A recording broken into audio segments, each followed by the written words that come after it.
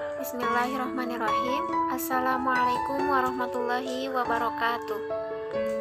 Alhamdulillah, alhamdulillahilladzi an'amana binimatil imani wal islam, wa nusalli wa nusallim ala khairil anam, sayyidina Muhammadin wa ala alihi wa sahbihi ajmain, amma ba'du.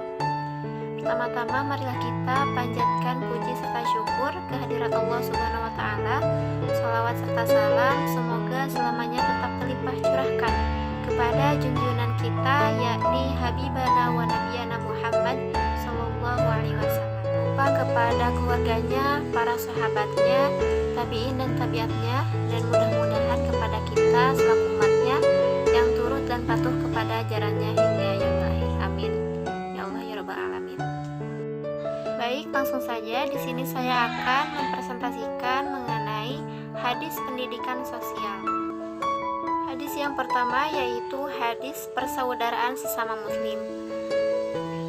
An Abi Umar radhiyallahu anhu qala Rasulullah sallallahu alaihi wasallam, al muslimu akhu muslim, la yadlimuhu wa la yahdiluhu wa la yuslimuhu, yang artinya diriwayatkan dari Ibnu Umar, beliau berkata, Rasulullah sallallahu alaihi wasallam bersabda, seorang muslim itu adalah saudara muslim yang lain. Oleh sebab itu, jangan menzalimi dan meremehkannya, dan jangan pula menyakitinya. Hadis riwayat Ahmad, Bukhari, dan Muslim. Kemudian asbabul wurudnya yaitu diriwayatkan oleh Imam Ahmad dari Suwaid bin Hanzalah. Beliau berkata, kami pernah keluar bersama Rasulullah Shallallahu Alaihi Wasallam dan juga Wa'i bin Hajar. Waktu itu dia dihukum oleh musuhnya. Rupa-rupanya orang yang merasa enggan dalam rangka untuk membelanya, untuk bersumpah bahwa ia saudaranya. Maka saya, Hamzalah, bersumpah bahwa dia Wa'i adalah saudara saya. Kemudian datang kepada Rasulullah Shallallahu Alaihi Wasallam menceritakan hal itu kepada beliau. Maka Rasulullah bersabda, yang artinya, kamu adalah orang yang paling baik dan yang paling jujur di antara mereka. Apa yang kamu lakukan adalah benar. Orang Islam adalah saudara orang Islam lainnya. Kemudian terdapat kandungan hadisnya yaitu seorang muslim tidak meninggalkan muslim lainnya ketika ia disakiti, bahkan harus melindunginya, menghibur, dan membantunya, jangan sampai menghina dan mengejeknya. Seharusnya ia berbuat baik kepada mereka tanpa membedakan yang soleh dan yang jahat. Dia harus bergaul dengan orang miskin dan anak yatim. Dia harus hormat terhadap mereka dan berlapang dada kalau mereka bertindak kasar kepadanya. Jika mereka marah, kita tidak boleh memutuskan hubungan. Kewajiban seorang muslim untuk menyenangkan orang lain dan memenuhi keperluan mereka. Ini adalah amal yang besar nilai moralnya. Nah, itulah salah satu kelebihan yang seharusnya dimiliki oleh kaum mukmin dalam berhubungan antara sesama kaum muslim. Sifat egois atau mementingkan diri sendiri sangat ditentang dalam Islam. Sebaliknya, umat Islam memerintahkan umatnya untuk bersatu dan saling membantu, karena persaudaraan seiman lebih erat daripada persaudaraan sedarah. Hadis yang kedua yaitu tangan pemberi dan tangan penerima. Diriwayatkan oleh Bukhari dan Muslim dari Ibnu Umar, Rasulullah Shallallahu Alaihi Wasallam bersabda, tangan di atas lebih baik daripada tangan di bawah. Nah, asbabul wurudnya yaitu hadis ini diriwayatkan oleh Ahmad, Al-Bukhari, dan Muslim dari Hakim Ibnu Hizam. Ia berkata, aku pernah meminta sedekah kepada Rasulullah Shallallahu Alaihi Wasallam. Lalu beliau memberiku, lalu aku kembali meminta, lalu beliau pun kembali memberiku. Kemudian beliau bersabda, wahai Hakim, sungguhnya harta itu lezat dan manis.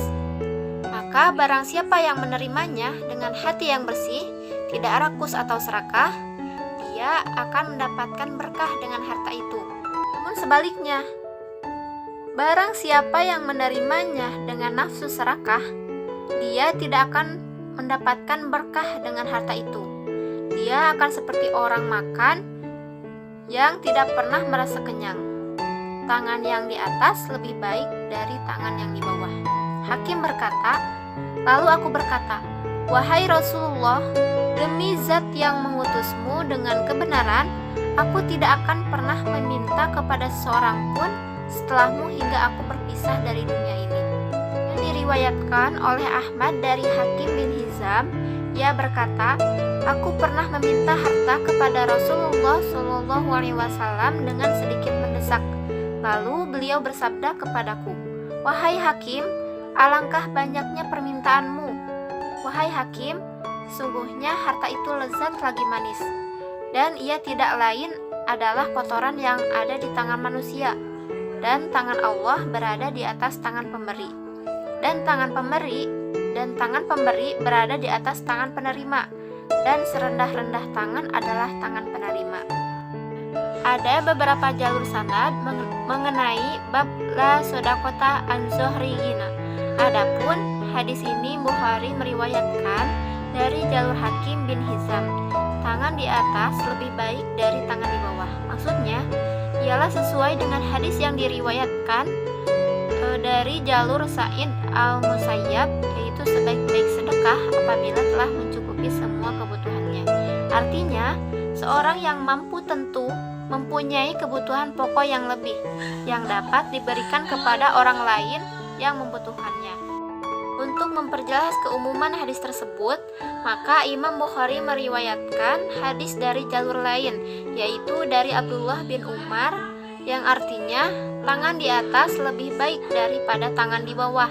Tangan di atas adalah pemberi, sedangkan tangan di bawah adalah peminta. Hadis riwayat Bukhari. Nah, maksud dari tangan di atas pemberi itu, Abu Daud berkata, mayoritas ulama menukil dari Hamad bin Zaid dengan lafaz munfiqoh atau pemberi, namun salah seorang di antara perawi menukil dari beliau dengan lafaz muta'afifah atau menjaga kehormatan diri. Nah, kemudian ada tinjauan sosial, yaitu jika ditinjau dari ilmu sosial, tangan di atas dan tangan di bawah berada dalam konsep memberi dan menerima. Nah, memberi dan menerima adalah merupakan suatu sistem dari sikap hidup manusia yang tidak terpisahkan. Dengan mengadopsi sikap itulah manusia dikatakan sebagai makhluk sosial. Nah, kedudukan manusia sebagai makhluk sosial artinya manusia itu tidak bisa hidup sendiri, pasti membutuhkan orang lain. Nah, karena itu manusia diciptakan berpasang-pasangan dan berbeda-beda untuk saling melengkapi dan menolong. Adapun tujuan Rasul dalam sabdanya, tangan di atas lebih baik dari tangan di bawah, memberi pengertian yang memberi lebih utama atau memiliki nilai lebih di sisi Allah, dan orang yang menerima baik berupa bantuan atau sedekah dan lain sebagainya memiliki nilai negatif, bukan berarti hina. Hanya itu yang dapat saya sampaikan, semoga bermanfaat. Mohon maaf apabila banyak kesalahan dan kekurangannya. Wallahul muwaffiq ila aqwamit thoriq. Wassalamualaikum warahmatullahi wabarakatuh.